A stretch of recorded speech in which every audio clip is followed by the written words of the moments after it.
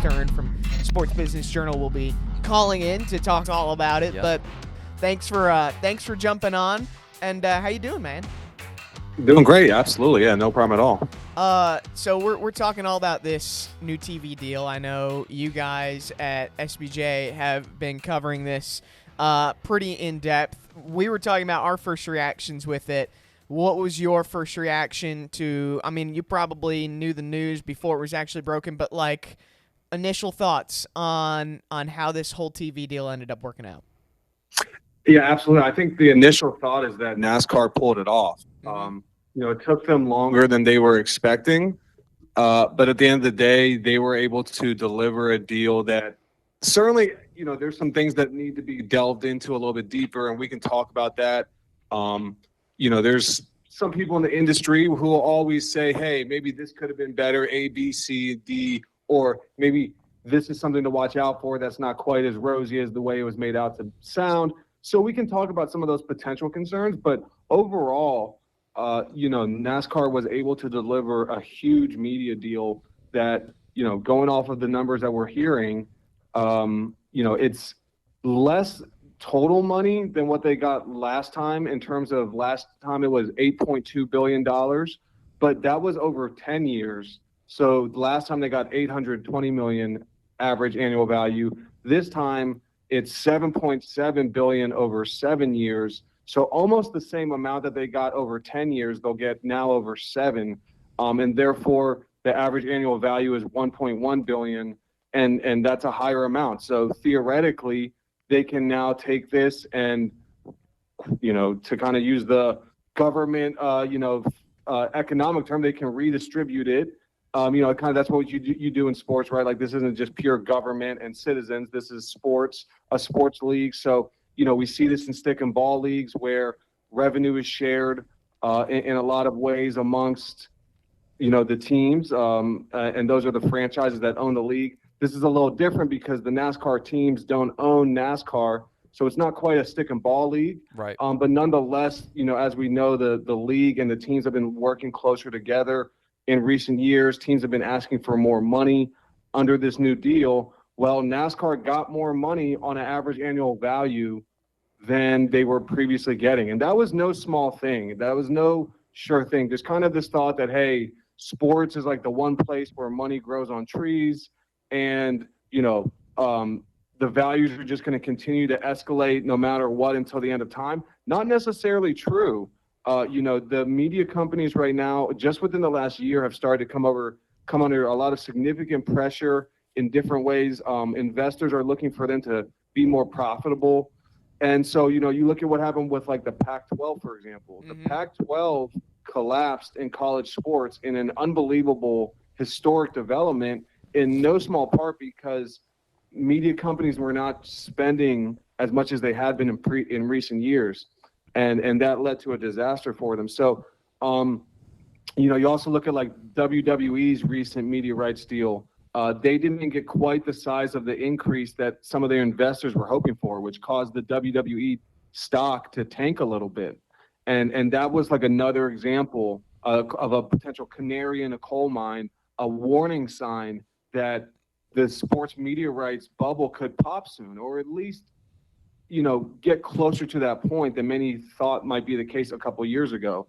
And so NASCAR had to negotiate its deal amidst all this, and that's not easy. And that's part of why it took longer than they were hoping for. But at the end of the day, they were able to get this $1.1 billion AAV, average annual value, that will hopefully set them up to strike a deal with their team and avoid, a mass kind of labor disruption or a huge issue like we've seen in some other sports. So then you talk about the fact, of course, that, some of these companies now will promote NASCAR when they previously haven't been. Things like Bleacher Report, we can talk about that as well. Yeah. Amazon now promoting NASCAR. It's never done that before. That's one of the richest companies in the world. Yeah. They, of course, run Prime Video, which has over 100 million subscribers of people who are, quite often younger, more technologically savvy, etc. So there's a lot of elements and things to say, hey, NASCAR did a pretty good job here. But there's also still some things that we can dive into that there are concerns as well. There's going to be less races on network TV. NASCAR's production costs are probably going to go up a little bit because they're going to have their big new production facility. Uh-huh. So if their costs are going up, then that would potentially affect the overall business deal. Even if your revenue is going up, if your costs are also going up, then you might be getting less profit than if it was just your revenue was going up, but your costs were the same. So there's some things to dive into that teams and some industry folks are still wondering about and saying, hey, is this as great of a deal as it's being made out to seem? But overall, it's hard to say that this is a bad deal for NASCAR. Overall, it seems like it's a pretty good deal. Yeah, I'd agree. What concern does NASCAR have with this deal? We saw the ratings this past year. Is there a concern with them moving to so many different platforms that the ratings could take another potential hit? I think it has to be a major concern. Basically, ultimately, it's kind of like a pick your poison situation. Whereas, could NASCAR have done a deal where all of their races would have stayed on Fox and NBC, and Fox Sports and NBC Sports, and a bigger percentage of them would have been on Fox and the big Fox channel, the big NBC channel? They could have probably done that. It likely would have resulted in less money. And so that's usually what these situations come down to. You look at, for example, MLS. MLS took a big deal with Apple to put almost all of their games behind, Apple TV's Right. paywall. And they did that in no small part because that was the most money they could get. And they had to deliver for their industry. Their industry, is expecting to be a growing business, and they don't. And one of the most important ways to be a growing business in the sports is to have growing media rights revenue. And so I think it was a similar situation with NASCAR where, look, of course, on one hand, they also want to be on Amazon Prime to kind of get ready for the future because they don't know exactly what's going to happen with the future of TV. Cable subscriber numbers are dropping precipitously. Every quarter, it feels like they're dropping a couple percentage points, which is a huge drop. And so it partially they did this to spread their eggs into multiple baskets, but also part of it was to get more money and to make sure that they could deliver more money for their industry at a time when their teams are saying, hey, we need more money. We're not profitable currently. So it was kind of a pick your poison situation because they needed to get more money, but to get the maximum amount of money that they could get, they had to do a deal in part that, is going to see them have less races on network TV. I mean, even when you look at the deal with Warner Brothers Discovery, those races are going to be simulcast, not just on Max Streaming, BR Sports tier, also on TNT, but TNT is cable. It's not, a free-to-air channel. You have to have a cable subscription. So, the number of races that are going down from that have been on network, that is something that teams are concerned about because the ratings will theoretically probably be lower. The hope is that they're not that much lower, but they're probably not going to be higher to start. So it's definitely a concern and something that I'm already hearing about from teams. But again, NASCAR's in a tough situation because they had to deliver more money as well. And clearly, if they went this route, that's a good indication that that's because they had to go this route to deliver more money for their industry. That's interesting. You talk about the, shift from cable television to streaming. Since we've been live on YouTube, and especially since you've been talking about that seems to be a lot of the comments we're having on YouTube right now is concern over Amazon Prime, we have fans saying, well, hey, I don't have Amazon Prime. I don't have access to it. What kind of impact would that look like? Because this is a first for NASCAR of going to a streaming exclusive program that's not simulcast anywhere else but that program of Amazon.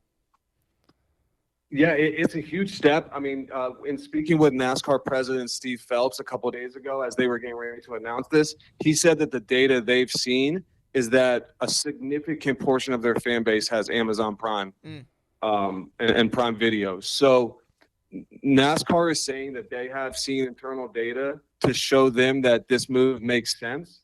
One thing we know is that and this is something that seemed intuitive, but was also confirmed by Phelps, which is that they have been keeping their eye on what Amazon Prime Video did with Thursday Night Football in the NFL. And while the ratings maybe have been a little bit softer this year, overall, the NFL's ratings have been pretty impressive in terms of what they were previously getting for similar games on TV, and now looking at what they're getting on strictly this exclusive streaming service, Amazon Prime Video. The numbers at times have been, 50, 60. I think maybe at the absolute peak, maybe 70, 75% of what they used to get on TV.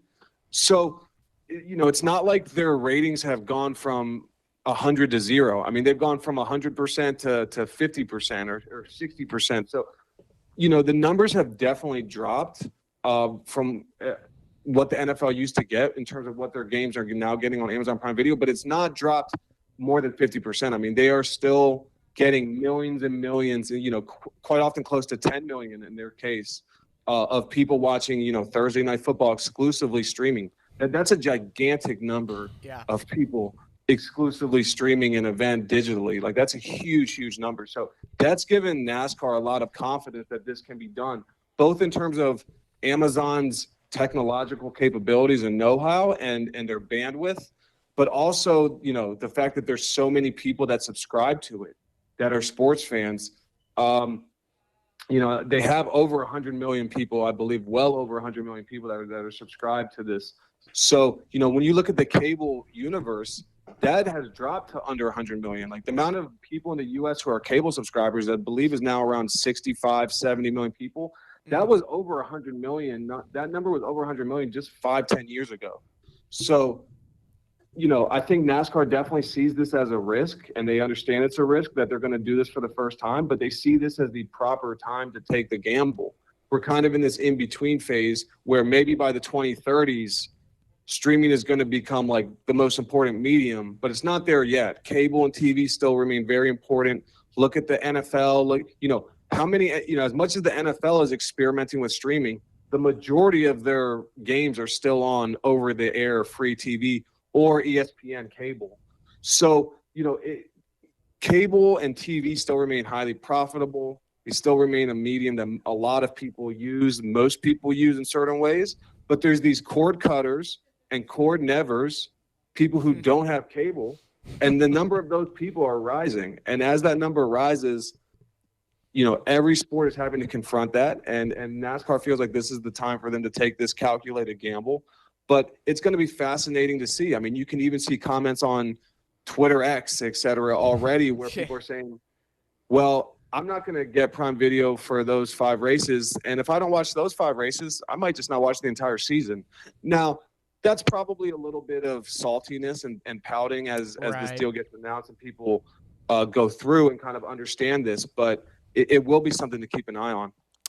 Yeah, I definitely agree with that. And, like you said before, Amazon is a powerhouse in the world right now. I mean, it's, there should be kind of a winning feeling to having someone as important in the media world as them wanting to buy into our sport. And so while it could be a little bit tricky to navigate between, the streams and the channels, and however, it's not that much different than it was forever ago when you used to have to go to the TV guide and figure out, was it on ESPN or was it on, TNT or CBS. So I definitely think that, there's some hiccups that are going to come along, but we're going to see a huge investment in the future, I think, of, like I said, some big players at the table. The one question I had for you, Adam, is this is going to start in 2025. And so with that being said, the NASCAR schedule next year, if it was this year, Amazon would get like Sonoma, Gateway, Iowa, New Hampshire, Nashville.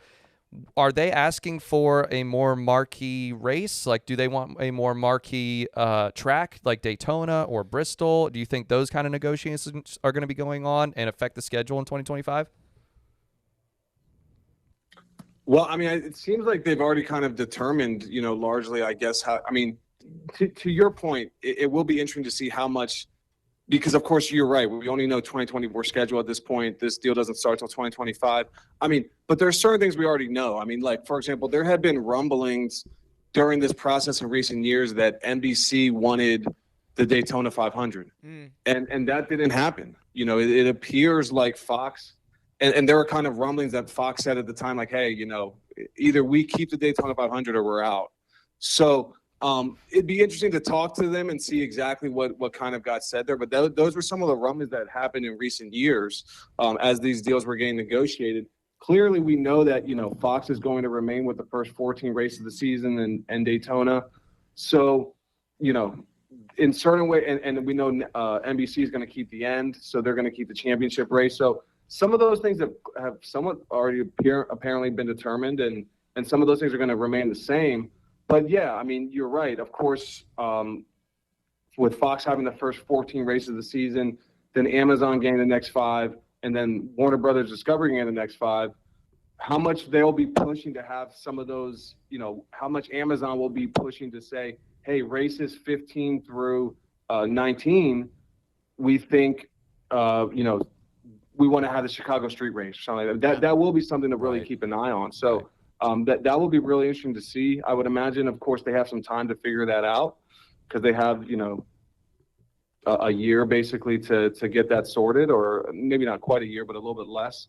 So, yeah, I think that will be something that really will be interesting to see, what kind of races they're able to kind of convince NASCAR that should go on TNT and Max or Amazon and whatnot. I'm sure some of that horse trading will start going on pretty soon.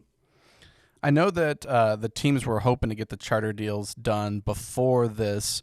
One, does this help them with that deal? And then also, where does that stand with NASCAR and the charter deals getting done?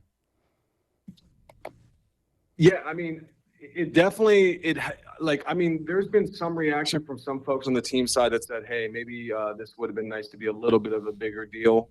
Or, it would have been nice to not have quite as many races going away from being on broadcast. So, I think there's some reservations on the team side. It's not like everyone from the team side has been absolutely saying, head over heels happy. But I think there's also a little bit of maybe unrealistic kind of projections by folks on the team side. I mean, one thing you got to keep in mind is NASCAR's ratings have indeed, unfortunately, dropped by 50% or maybe even higher since the last time they negotiated this deal in 2013. So if you think about it, it's actually quite impressive that your ratings could drop by 50 to 60%, and yet you still get a 40% increase in the rights. So, I think did teams wish that maybe NASCAR was getting more like 1.3 billion or 1.4 billion, something like that? Sure, they do wish that. Some of them do, because then it would be easier for them to get more money from NASCAR in their upcoming negotiations. But I think most team executives, feel like anywhere from NASCAR did a good job, or at least they did a good enough job. And yeah, it does set teams up to get more money. I mean, NASCAR has now announced, essentially to the world that they've gotten more money under this next deal. And they've acknowledged, of course, publicly, even just as recently as this week with Steve Phelps, their president, that the teams are not profitable by and large. So I definitely think this sets them up for better in terms of teams are now, well suited to say, hey, you got the extra money and we need that passed on to us. But at the same time, it doesn't necessarily mean it's going to be a smooth road in these negotiations. I was just speaking to someone earlier today who's pretty familiar with, teams' thoughts. And, I asked them, is this deal going to get done with the teams by the Daytona 500? And their answer was no, not necessarily. I think there's a level from there's some teams already in NASCAR who feel like they're getting offered, at least the outlines they've seen from NASCAR, they feel like they're pretty good, but there's going to be a couple holdouts, and there's going to be a couple teams that are going to be pushing for better than what NASCAR is probably going to offer up right away. And then you've got the element of the charters as well. Exactly what happens there. Do they become permanent? We could see a situation kind of like a middle ground where there's maybe like an auto renewal for charters where they're not permanent, but as long as teams kind of fulfill certain things that are laid out, then they'll automatically renew every so often. So we have to see what happens there, but I do think this deal sets the teams up to eventually get a deal done with NASCAR, but it'll be really interesting to see how hard they push in the meantime. And, do I expect, a live golf situation where there's going to be some rival league started up? Like, I'm not expecting that. I do think ultimately we're likely to see the sides come together and find a deal, but it's not necessarily going to be smooth, and we could even see teams pull, some stunts in the meantime, some stuff to kind of make NASCAR a little bit uncomfortable as teams make clear that they don't feel they're getting exactly what they deserve. So I do think that ultimately this helps set up a new charter agreement, but there's going to be a lot of negotiations in the meantime, and it might not be entirely smooth. Man, I think all that's fascinating. Adam, thanks for taking some time out of your busy day to talk to us about this TV deal, charters, the future of NASCAR. I mean, I learned a lot. I'm sure you guys did too. Yeah, definitely. So I appreciate it, man. It was good to hear from you. Thank you so much, guys. Thanks, Adam.